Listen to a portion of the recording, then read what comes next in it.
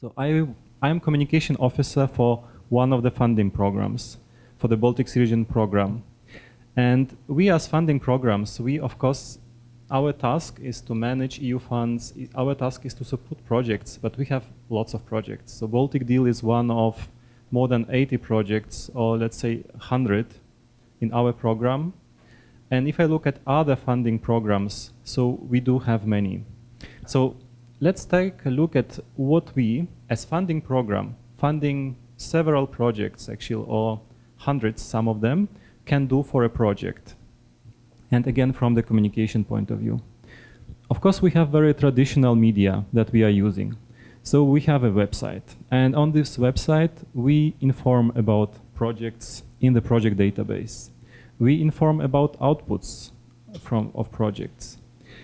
We provide information, basic information about project. When we get material from project, we publish it also on our traditional media. This looks simple, and I think everybody can do it, every funding program. Doesn't sound interesting, maybe yet. We have also publications, and in the publications we also feature projects, Baltic Deal as well. At some point, we went into social media, and of course, if we inform about projects also through social media channels. So we retweet, we tweet, we put on Facebook, and we do all this kind of stuff. Maybe what is more interesting, apart from featuring projects in our traditional and not very traditional media, we also try to improve communication in projects. From the very beginning, before the project even starts, when people are starting to plan, we try to make project developers aware that communication is a very important work package, that you need people, you need resources, and you need lots of time for communication. Later on, we, for example, provide training on, we organize communications where most of the projects take part. So we speak and we analyze communication plans, we speak about target groups, about communication aims and tools, and also we provide some training. So we invite, for example, external companies, PR agencies, where we give some training to communication people in projects.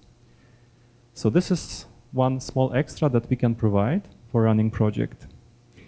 And in our opinion, the most important thing is we try to make projects come together. So if you are not alone, if you are a group, your voice is stronger. So we try to test this in this program period with 4 clusters in the program, and we had energy, water, innovation, and transport. Baltic Deal is part of the water cluster, and having the 4 clusters make it a bit easier for us as a program to talk about projects, because we don't talk about projects anymore, we talk about issues. And we talk about a huge group of people working together. So if you are a project or planning a project, look around yourself and look at the other potential projects with whom you can actually work on your issues much stronger. And again, for clusters, we can make targeted publications, for example. We produced recently a brochure on Baltic Impulse water cluster.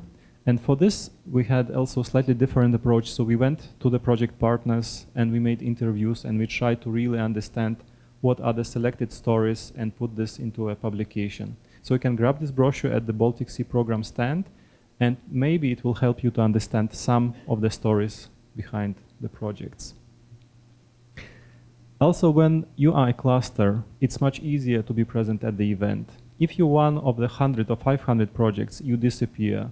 If you are a cluster of 10 projects and you represent, let's say, 500 partners altogether, no, 500 is too much, let's say 200 partners in 10 projects, on average, it's much easier. So at one of the recent conferences, we also had cluster columns, for example, and we organized exhibition around cluster topics. I think I'm done. So these were the practical tools that we as a funding program can offer as help in communication. to projects.